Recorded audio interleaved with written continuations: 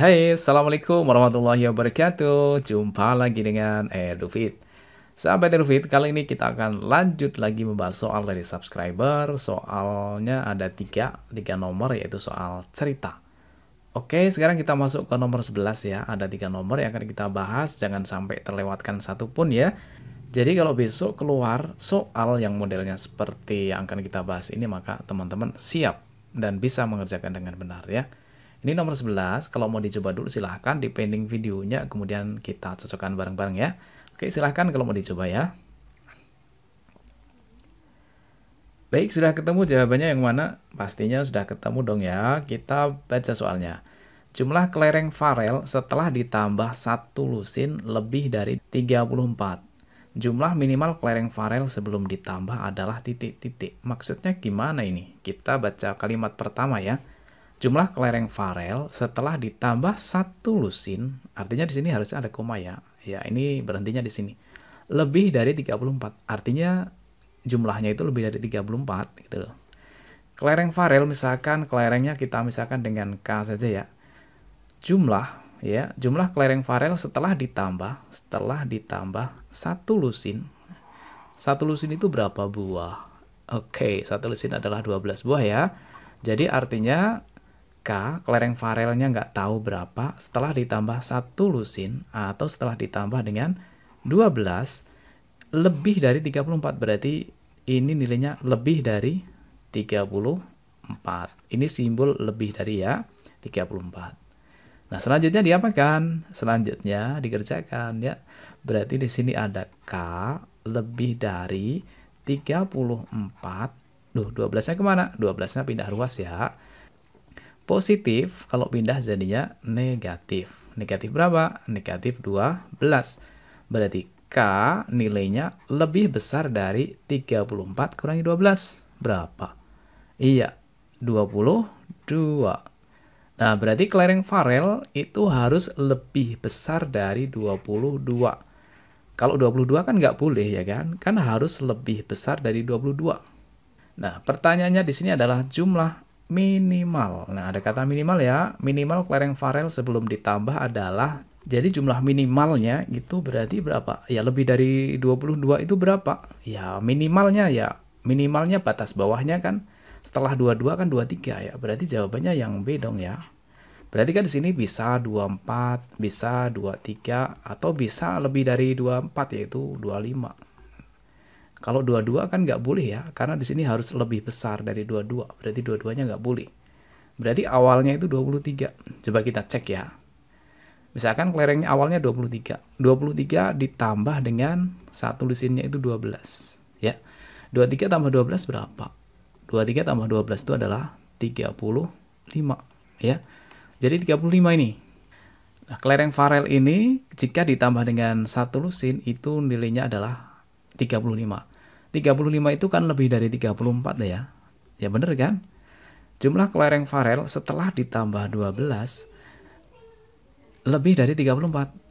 Ya 35 itu kan lebih dari 34 ya kan? Masuk ya. Oke. Kalau misalkan kita ngambil 24 boleh nggak? Boleh saja 24 ya. 24 kelereng farelnya 24. Boleh saja. Kemudian kalau ditambah dengan 1 lusin berarti jadinya adalah 36. Boleh juga, karena 36 juga lebih dari 34. Tapi masalahnya di sini kan yang ditanyakan jumlah minimal. Nah, kalau minimal kan berarti kita ambil yang paling rendah, yaitu kelereng farel sebelum ditambah 1 lusin ini adalah 23. Ya, itu jawabannya yang A ya. Oke, sekarang kita lanjut ke nomor 12. Soalnya seperti ini ya. Yuk, dicoba dulu ya buat belajar dulu. Di sini ada soal seperti ini, silahkan dicoba dulu. Oke, kalau sudah kita bahas. Diketahui dari sebuah segitiga sama sisi Y setengah kali besar salah satu sudutnya. Dan Z jumlah keseluruhan sudutnya dibagi 6. Ini bukan susut ya, ini adalah sudutnya. Ya. Jumlah keseluruhan sudutnya dibagi 6. Maka pernyataan berikut yang benar adalah titik-titik. Di sini diketahui segitiga sama sisi. Berarti ketiga sisinya sama ya. Kita ilustrasikan seperti ini saja ya. Tidak usah bagus-bagus, yang penting ilustrasinya masuk ya.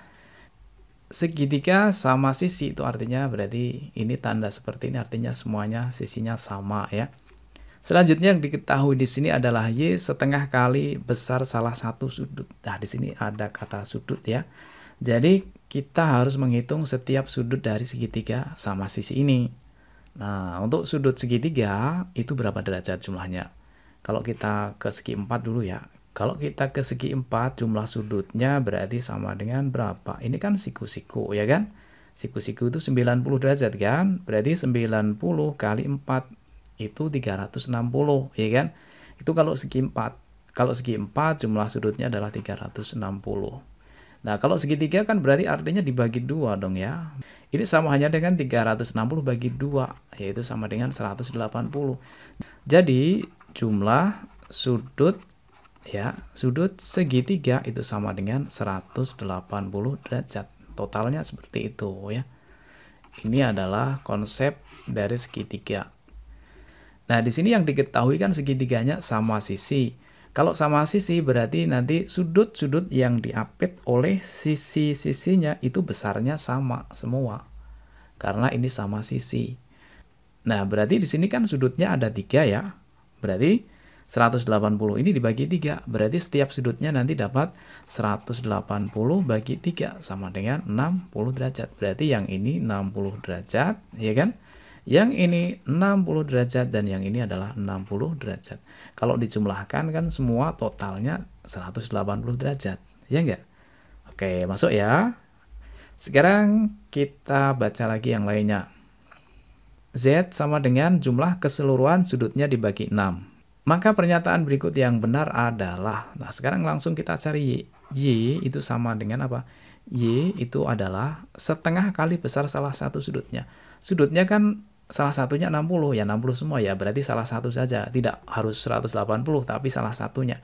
Misalkan kita ambil yang ini saja. Ya, yang 60 sini.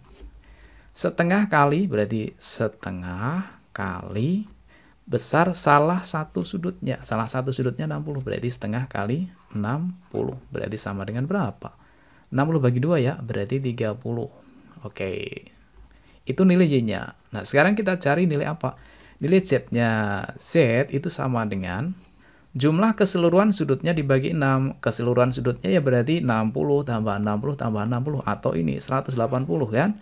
Berarti 180 dibagi dengan 6. Sama dengan berapa? 18 bagi 6, 3. Berarti 30 lagi dong ya. Berarti kalau begitu nilai Y itu sama dengan nilai Z. Ya, berarti kesimpulannya nilai Z itu sama dengan nilai Y. Oke, sudah ketemu ya jawabannya. Jawabannya yang mana? Oh, jawabannya adalah yang A gitu kan? Oke, kita lanjut lagi ke nomor 13. Soalnya seperti ini ya, masih dari subscriber. Yuk dicoba dulu ya, silahkan. Oh ya, bagi yang mau menanyakan soal silahkan langsung bisa DM di Instagram Edufit, yaitu di Instagram edufit.ig. Yang mau tanya silahkan ditanyakan saja, mudah-mudahan nanti terbahas soal yang ditanyakan. Yuk ini dicoba dulu ya.